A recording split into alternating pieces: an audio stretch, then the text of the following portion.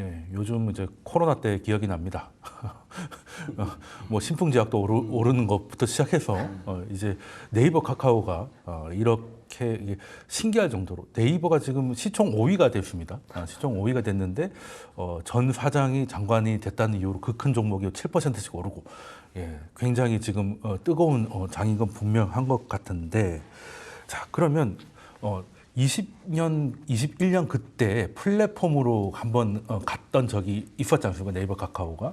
그럼 지금은 어떤 동력으로 간다고 보십니까? 두 분께서는? 21년도에는 아까 말씀드렸듯이 여름이 정점을 네. 갖다가 찍었을 거예요. 여름 경애가. 그렇죠. 특히 네이버 같은 경우에는. 21년 7월인가 그랬을 겁니다. 아마. 근데 실제로 지금 가는 거는 AI 동력이죠. 그거는 네. 이제 국가가 뭐 적극적으로 AI 육성책을 갖다가 쓰고 있는 거고요. 특히 이제 네이버 같은 경우는 네이버의 임원들이 두 분이나 장관급 이상으로 어떻게 또 그렇게 현 정부에 어떻게 보게 되면 일을 하게 된 거가 있는 거고요. 그다음에 이제 그것뿐만이 아니라 뭐 스테이블 코인의 어떤 그 열광적인 환호 그게 이제 미국 시장에서 이제 서클이 이제 그 분위기를 IPO 만들어줬죠. 하면서 분위기를 만들면서 그 부분에 대한 어떤 글쎄요 열광 이런 것들이 합쳐지면서 그 과거 이제 뭐 그 네이버라든지 카카오 특히 네이버 같은 경우는 국민주였잖아요. 그러니까 21년도에 그 어떤 달콤하던 기억들을 갖고 있는 사람들이 꽤 많이 있을 거란 얘기입니다. 그러니까 주식을 해본 사람들은 전부 다 알지만 그 기억을 사실 잊지는 못하는 거잖아요. 그거랑 비교하면 현재 주가 수준이 상당히 낮은 건 틀림없다. 그런 의미에서 이제 계속해서 이렇게 높은 어떤 상승세를 보이고 있는 거 아니냐 이렇게 생각합니다. 그럼 이제 AI와 스테이블 코인. 그럼 김종관님께서는 네카오의 동력 뭐라고 보십니까? 일단 뭐 2021년 이제 말씀하셨는데요. 사실 그때는 이제 코로나 이런 상황이었고 그러다 보니까 다 비대면 체제로 이제 갔고 더더군다나 그때는 네이버도 그렇고 카카오도 그렇고 이제 국민주 말씀하셨습니다만은 우리가 이제 잘 사용하는 국민 누구나 다 사용을 하기 때문에 이거는 성장성이 있다 이렇게 판단한 데다가 비대면 그리고 해외 진출 모색도 그때 많이 했었어요. 뭐 법인 진출도 많이 맞습니다. 했었고 그렇기 때문에 간다라고 이제 판단을 해가지고 랠리를 했던 것이 이제 사실입니다. 그때는 이제 인공지능 담론은 아직 나오지 않은 그런 상황이었고 그때는 비대면 플랫폼. 그런데 이제 지금 상황은 이제 말씀하셨듯이 이제 인공지능 상황인데 생성인 인공지능 상황인데 작년하고 올해하고는 좀 약간 다른 결이 있습니다. 작년 같은 경우는 워낙 오픈 AI 충격이 쇼크가 컸기 때문에 약간의 일반론적인 관점에서의 어떤 생성 인공지능 담론들이 많았는데 올해 같은 경우는 이제 언급하셨습니다만은 소버린 AI로 지금 많이 부각이 되고 있습니다. 그러니까 중국도 그렇고 뭐 EU도 그렇고 자신들이 커버할 수 있는 그런 AI 플랫폼을 만드는데 이제 집중을 하고 있는 그런 상황이고요. 그러면 2021년도에 담론이 다시 부활하는 것이죠. 사실 네이버와 구글을 비교했을 때 되게 구글은 이제 약간 자연어의 바탕을 둔 세계 플랫폼을 이제 지향하면서 어떤 한 국가에 머물지 않았었거든요. 근데 네이버는 비판을 무진장 받았음에도 불구하고 한국에 맞는 특화된 서비스를 계속 보여줘 왔거든요. 그러다 보니까 지금 2025년에는 한국에 특화된 인공지능 플랫폼 서비스를 누가 만들 거냐라고 했을 때 가장 적임자가 네이버라는 거고 또 네이버도 그걸 얘기를 해왔고 지금 이재명 정부도 그거를 지금 얘기를 하는 거거든요. 뭐 중국도 그렇게 해왔기 때문에 그런 점에서 2021년에 담론이 약간 생성의 인공지능 만나면서 지금 약간 버전업이 되고 있는 어떤 분위기인 것 같아요. 담론이 일종의 이제 스토리텔링이 이제 부여된 게 아닌가. 더더군다나 또 그 CEO들이 또 국정에 참여를 하고 있다 보니까 이게 맞물리고 있는 그런 형태여서 개인들이 아마 지금 환호하고 있는 것 같다는 느낌입니다. 그러면 현재 이제 한국형 AI를 그래도 만들 수 있는 곳이 이제 네이버다 보니까 정부에서 네이버의 이제 전 대표를 이제 뭐 벤처기업부 장관으로 앉히고 그리고 뭐 하정우 클라우드 센터장도 지금 AI 혁신 거기 담당자로 갔지 않습니까? 이러면 네이버에다가 확실히 힘을 좀 실어주는 느낌인 건데 이거는 그냥 단순히 사인 주는 정도가 아니라 네이버 보고 뭔가 좀 해내라는 압박 아닌 압박으로 좀 느껴지는데요. 어떻게 보십니까? 그렇다라고 얘기할 수도 있죠. 특히 이제 눈에 띄는 점은 그 배경은 LG AI 연구원장 있지 않습니까? 이분들도 우리 고유의 LLM을 갖다가 만든 분들은 아니에요. 그러니까 소버린 AI에 대한 어떤 그 인식들 이걸 갖다가 이재명 정부는 확실하게 갖고 있는 것 같아요. 만약에 우리나라가 아래 한글이 없었다라고 한다면은 사실 그거랑 똑같은 얘기가 될 수밖에는 사실 없는 거죠. 다 워드를 쓰는 수밖에 없었던 거고. 그다음에 우리나라의 네이버나 뭐 카카오도 역시 마찬가지. 그게 만약에 없었다라고 한다면 지금 유럽처럼 뭐 구글이라든지 뭐 일본처럼 됐겠죠. 일본이나 뭐 이런 식으로 될 수밖에 없었을 거 아니겠습니까? 그러니까 이 부분에 대한 어떤 그게 이제 사실 그 시장성, 그다음에 어느 정도의 어떤 성장성, 그다음에 미국의 그 거대 빅테크들과 비교한 어떤 성장성, 확장성 이런 건 차치를 하고 나서라도 사실 그거는 논의의 문제인 거고요. 일단 우리나라 그 소버린 AI에 대한 어떤 그 구축이 굉장히 시급한 문제다. 네. 사실 이런 걸 갖다가 반영하는 인사가 이번에 이루어졌다라고 봐야 되는 거고요. 그다음에 또 하나 중요한 거는 사실 이런 어떤 그 소프트웨어적인 문제는 굉장히 중요하지만은 AI 컴퓨팅 능력, 그러니까 그 인프라겠죠. 네. 이쪽 부분에 대한 것도 사실 우리나라가 아직은 미진한 상황이잖아요. 그러니까 AI 에이전트를 갖다가 본격적으로 개발해서 그거는 좀 확장성을 가질 수 있겠죠. 우리나라뿐만이 아니라. 이런 거를 하기 위해서라도 사실 그 밑바탕에 컴퓨팅 인프라에 대한 어떤 적극적인 어떤 투자 이런 것들이 필요한 상황이다 보니까 사실 그 부분에 일가견이 있는 사람들 갖다 미래기획 수석이라든지 중소 뭐 벤처기업부 장관이라든지 과기부 장관으로 세운 게 아닌가 이렇게 생각을 합니다. 그럼 인사가 보여주는 코드는 좀 명확해 보이는데, 그러니까 한국판 딥시크를 한번 만들어 봐라, 뭐 이런 것 같은데, 자 그러면 지금까지 플랫폼에서 이제 네이버라는 플랫폼이 구글을 상대해서 좀 살아남았고, 그리고 메신저에서도 페이스북 메신저 이런 게 아니라 카카오톡이 또 토종으로 살아남았습니다. 그러면 AI도 그게 가능할 거라고 보십니까, 김평원님께서는? 일단 가능하냐라고 하는 거는 뭐 제가 단언할 수는 없겠지만은 근데 사실은 지금 보면은 이재명 정부가 실용 정부를 취하고 있기 때문에 당장 성과를 낼 수 있는 그런 부분에 초점이 맞춰진 것 같아요. 그렇기 때문에 백영훈 LG AI 연구원장 같은 경우에도 물론 이제 국내에서 이제 석박사를 한 그런 상황에서 이제 당장 실무를 기업에서 이제 담당을 했기 때문에요. 그런 점에서 아마 당장의 성과를 낼 수 있을 것이다 이렇게 판단을 한 것 같고요. 그런데 사실 이러다 보니까 사실은 이 과학기술정보통신부 같은 경우는 그전에는 주로 과학기술 쪽 사람들이 많이 했었습니다. 이제 학계라든지 또 현업에 이제 기술 개발하는 쪽이었는데 그러다 보니까 지금 현재 아까 이제 뭐 스타트업도 말씀드렸고 뭐 유니콘 기업도 말씀드렸습니다만은 그런 현장의 어떤 인공지능 기술에 관련돼서 우리가 중국에 상당히 많이 뒤처져 있는 그런 상황입니다. 사실 우리 2차 전지 같은 경우에는요, 그 국제기관이나 뭐 민간 연구소에서 엄청나게 많은 기술들을 많이 개발을 하고 있는 그런 상황이에요. 그걸 일률적으로 지금 다 현장에서 시제품 하는 데 있어서 좀 약간 시간이 걸릴 부분인데, 근데 사실 인공지능에 관련돼서는 특히 중국에 관련돼서도 굉장히 좀 많이 뒤처진 그런 것만이 있거든요. 그렇기 때문에 당장에 기업에서 CEO와 리더를 했던 사람들이 그런 우리 인공지능 원천 기술들을 현장에 접목하는 그런 역할들을 정말 자유제재로 할 수 있을 것인가, 이런 부분에 있어서는 좀 시간이 필요할 거다. 그렇기 때문에 당장의 성과가 많이 나올 것까지는 않다라는 생각이 들어서 결과적으로는 그 국정 목표를 당장에 정말 그 소버린 AI를 만드는 데 초점을 맞출 것이냐, 아니면 인공지능 기술들을 스타트업 기업들과 매칭을 시켜가지고 그 기반을 토대로 만들 것이냐라고 했을 때, 지금은 제가 봤을 때는 AI 생성형 인공지능에 관련돼서는 스타트업 기업과 그 하부 많은 기업들이 이제 창업을 하고 도전할 수 있도록 기반을 조성하는 것도 굉장히 필요하거든요.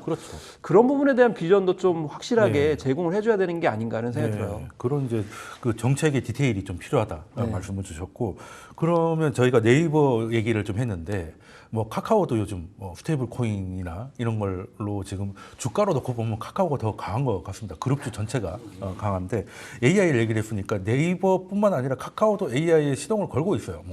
지금 뭐 카나나라고 해서 AI 메신저가 나왔다고 하는데, 사실 저도 이거 처음 들어봤거든요. 사실 그렇게 시장에 큰 반응은 없는 것 같은데, 이게 우리나라 아주 토종 AI 아직은 현실을 좀 보여주는 것 같습니다만, 이게 왜 문제가 되냐면 21년에 메타버스 기억하실 거예요. 그때 메타버스만 보통 엄청나게 갔다가 결국에는 실현되는 건 없고 기대감만 크다 보니까 이제 급락을 했지 않습니까?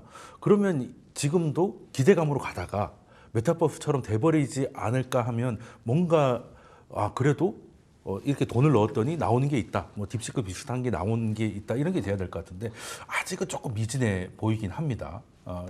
그래서 주가가 지금 너무 올라간 게 부담인 건 사실이거든요. 그래서 지금은 기대감만으로 가고 있는 이 상황에서 좀 안전한 투자를 위해서 어떤 신호를 보고 들어가는 게 좋다고 보실까요? 글쎄요, 뭐 JP 모간이라든지 이런 데서 사실 카카오 그룹에 대해서 뭐 사실 그렇게 썩 좋은 리포트들이 나오고 있는 건 아니에요. 네. 뭐 카카오가 올라가고 있는 것들은 뭐 카카오 자체의 지금 AI 역량, 네. 글쎄요, 뭐 그게 얼마나 되는지는 사실 뭐 저는 모르겠어요. 오픈AI랑 협업을 통해서 할 수 있는 건 있다라고 저는 봅니다. 아까 네. 뭐 카나나는 저는 잘 모르겠고요. 네. 기존에 아직 뭐 베타 이제 그 테스트라서, 카카오가 갖고 있던 어떤 B2C 기반의 어떤 기반들이 상당히 많이 있잖아요. 네. 사실 그게 뭐 커머스, 핀테크, 컨텐츠, 모빌리티, 뭐 헬스케어도 있고요. 카카오톡도 있잖아요. 네. 그러니까 이쪽에서 이제 좋은 AI 에이전트들은 얼마든지 나올 수 있다라고 봅니다. 네. 그게 이런 어떤 기존의 어떤 이런 어떤 데이터라든지 저변을 갖다가 이용하게 된다라고 하게 되면은 저는 뭐 제 개인적인 바람으로 이런 것도 저는 충분히 바라고 있는 게 있어요. 어떤 거냐면은 야 저기 미안합니다 야라고 그래서 야 비서한테 하는 얘기니까요. 네. 그 가령 뭐 리바이스 청바지 검은색 네. 가장 싼 걸로 합리적인 가격으로 네, 뭐. 한 벌 네가 골라서 네. 가져와봐. 네. 가져와 결제까지 네가 다 하고 뭐 이런 거는 그게 뭐 전혀 불가능한 얘기는 현재 상황에서 네, 아니지 가능하더라고요. 않나. 그런 네. 측면에서만 된다고 하더라도 충분히 의미가 있는 수준이 될 거라고 보는 거고요. 다만 카카오의 어떤 전체적인 지금 주가의 어떤 수준 자체는 사실 이게 카카오 자체만이 아니라 카카오뱅크라든지 카카오페이가 하려고 하는 것들, 네. 그러니까 뭐 카카오페이가 뭐 외국으로 적극적으로 진출을 한다든지, 그다음에 카카오페이가 우리나라에서는 그나마 원화 스테이블 코인에 가장 가깝다. 네. 뭐 이런 인식들까지 올라가면서 그 가치에 따라서 이제 같이 올라가는 경향들이 사실은 있는데, 글쎄요, 주가 수준 자체만 놓고 본다라고 하게 되면은 그 JP 모건의 분석입니다. JP 모건의 분석에 따르면은 사실은 그거는 아직까지 구체화된 것들이 아무것도 없다. 네, 뭐 근거로. 예, 그다음에 스테이블 코인 같은 경우도 아직까지 어떤 기준이라든지 법제화라든지 네. 가령 뭐 정부에서 그걸 갖다가 진짜 민간에 몰아줄지 아니면 은행이라든지 뭐 이런 쪽으로 유도를 할지 네. 그것도 아직 결정된 상황이 사실은 아니지 않습니까? 그다음에 그거에 대한 어떤 성장성, 그다음에 그게 가령 뭐 우리나라 원화 스테이블 코인이 과연 어느 정도까지 성장할 수 있는 거냐에 대한 어떤 의문들, 이런 것들이 이제 사실은 전혀 그 해결되지 않은 상황이거든요. 그래 밑에 부분에 어떤 그걸 갖다가 실제로 이룩하기 위해서는 사실 법이라든지 제도라든지 어떤 규칙이라든지 이런 것들부터 전부 다 정비가 돼야 되는데 그거 아닌 상황에서 기대감 측면으로 올라가고 있는 것들이 너무 많다. 뭐 이런 식의 리포트를 내고는 있습니다. 네. 예. 그러면 네이버보다는 카카오는 확실히 스테이블 코인 쪽인 것 같습니다. 그래서 그걸 주도하고 있는 카카오페이가 이상 급등으로 오늘 거래 정지가 되니까 비슷한 카카오 게임즈라도 이렇게 사 모으는 이게 약간 개미들의 열광 아닌 열광이 있는데 보통 이렇게 열광하면 끝이 좀 안 좋았어가지고 좀 불안한 것도 사실이긴 한데요. 자, 그러면 그 워낙 스테이블 코인에는 이제 카카오페이가 약간 이제 시장에서는 그 주도를 할 거라고 생각을 하는 것 같습니다. 그러면 기술적으로 해결이 된다 하고 정부가 의지가 있어 정책까지 내놓아도 그럼 워낙 스테이블 코인이 시장에 수요가 얼마나 있을지 아직 알 수도 없는 부분이 있는데 이게 좀 과도한 기대라고 보십니까? 아니면은 실제 우리 코인이 좀 제도가 되는 과정에서 그냥 당연히 있을 수 있는 급등이라고 보십니까? 김평원 의원님께서는 카카오페이 어떻게 일단 보십니까? 두 가지를 이제 말씀드리겠습니다. 첫 번째는 아까 이제 메타버스 말씀하셨는데요. 네. 사실 메타버스는 당연히 그 허상이었어요. 왜냐하면 원래 초기 버전의 메타버스와 이제 얼마 전에 유행했던 메타버스는 완전 다릅니다. 네. 뭐 새롭게 이제 부각되는 메타버스는 그 안에서 경제 활동까지 다 같이 한다는 거거든요. 근데 미안하게도 그 담론에서 얘기하는 메타버스를 구현할 수 있는 기술력을 가지고 있는 기업은 없었어요. 네. 근데 예를 들면 지금 카나나 같은 경우는 뭐라고 얘기했냐면 사용자의 감정을 반영하고 그룹 대화 문맥을 이해하는 등 기존의 생성형 AI와는 다른 대화를 이제 추구할 수 있는 그런 서비스다 이렇게 얘기했습니다. 네. 근데 이 기술을 구현할 수 있는 기업이 있느냐? 그거를 얘기를 못 하는 거죠. 사실 미국 같은 경우는 담론을 제시한다 하더라도 예를 들면 벤처기업에서 그런 기술을 개발하면 그걸 인수합병을 통해 가지고 흡수를 하거든요. 네, 그래서 이 기술 가지고 뭘 하겠다. 네. 근데 우리나라는 카카오 같은 경우는 그런 걸 잘 보여주지 않아요. 무조건 캐치프레이즈를 얘기하고 하겠다라고 했는데 그래서 카나나 같은 경우에도 심지어는 사람들이 기대했던 것이 카톡 안에서 구동하는 거를 생각을 했는데 바로 별도 앱을 설치를 해야 돼요. 그건 이건 완벽하게 매칭이 안 되는다는 걸 뜻하는 거거든요. 그러니까 기술이 없는 거를 가지고 이제 자꾸 그 캐치프레이즈 관점에서 얘기를 하면 이거는 결과적으로는 주가에 네. 안 좋을 수밖에 없고 부정적으로 작용할 수밖에 없다는 생각이 들고요. 그 다음에 결국에는 카카오 같은 경우는 스테이블 코인이 결국에는 유망할 거다 이렇게 얘기하는 이유가 바로 선불 충전금 때문이잖아요. 네, 그렇죠.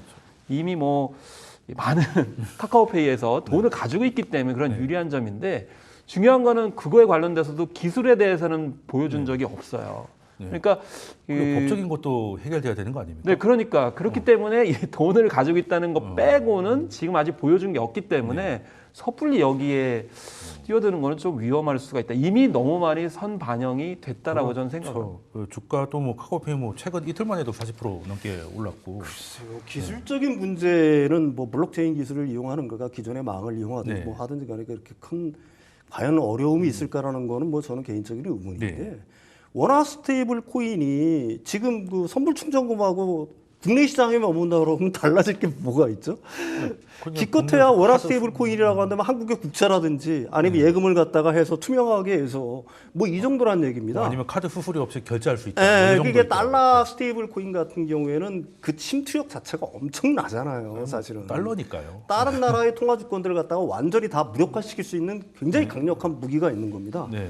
근데 달러 스테이블 코인하고 원화 스테이블 코인을 갖다가 놓고 봤을 때 통용되는 게 네. 국제적으로 통용되는 게 네. 과연 어떤 걸 더 선호하게 될까요? 뭐 실제 코인을 떠나서 원화가 세계 시장에서 쓰이는 것도 국내밖에 없지 네, 않습니까? 그래서 일부에서 이제 원화 스테이블 코인에 대해서 주장하는 사람들은 그나마 그래도 이제 이게 필요하기다. 통화 어떤 주권을 지키기 위한 어떤 최소한의 장치다. 아까도 얘기했지만 우리가 AI 뭐 LLM이라든지 이런 걸 갖다 추진하는 이유도 역시 비슷하지만 그런 측면에서는 첫 번째 의미가 있다라고 얘기할 수는 뭐 저는 있다라고 저는 생각을 해요. 그리고 이제 두 번째로는 사실 또 어떤 사람들이 이런 얘기도 하더라고요. 사실 지금 이제 전체적으로 스테이블 코인 중에서 달러 기반 스테이블 코인이 99%가 쓰이잖아요. 네. 근데 실제 쓰이는 달러는 시장에서 유통되는 실제 달러 네. 그건 한 60% 비중밖에 안 되잖아요. 네. 너무 많은 비중을 차지하고 있다. 네. 원화는 상대적으로 실제에서 쓰이는 것은 낮지만 네.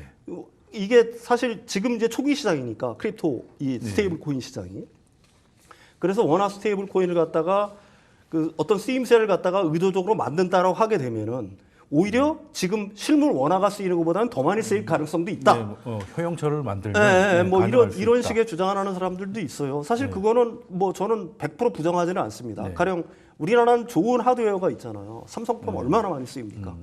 근데 이제 삼성폰에 과연 이 달러 기반 스테이블 코인을 만들어서 우리나라에 만들어서 그걸 심을 거냐, 원화 스테이블 코인을 만들어서 심을 거냐라는 문제는 글쎄 그 확장성 측면에서 사실은 그 많이 차이가 난다라고 보는 근데 거고요. 둘 다 되면 저는 달러 스테이블을 쓸 것 같긴 예, 한데 예, 예. 둘 다 된다면. 그러니까 그 기업 입장에서 예, 예, 가령 그렇죠. 삼성 입장에서 예, 내가 삼성 예. 임원이라고 했을 때 네. 이런 어떤 여러 가지 문제들이 있기 때문에 그런 거고요. 여러분들이 네. 그 제가 이런 얘기 말씀을 드리는 이유는 뭐냐면 사실 이런 얘기를 하려고 하는 시간은 아니지 않습니까?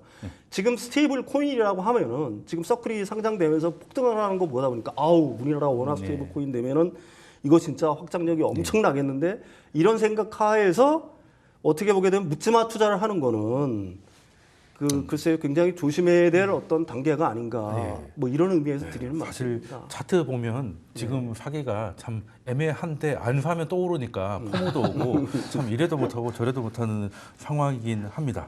자 그러면은 그 김평관님께서는 여기에 투자를 해야 된다 조언을 30초만 좀 부탁드리겠습니다. 고민하신 분들에게.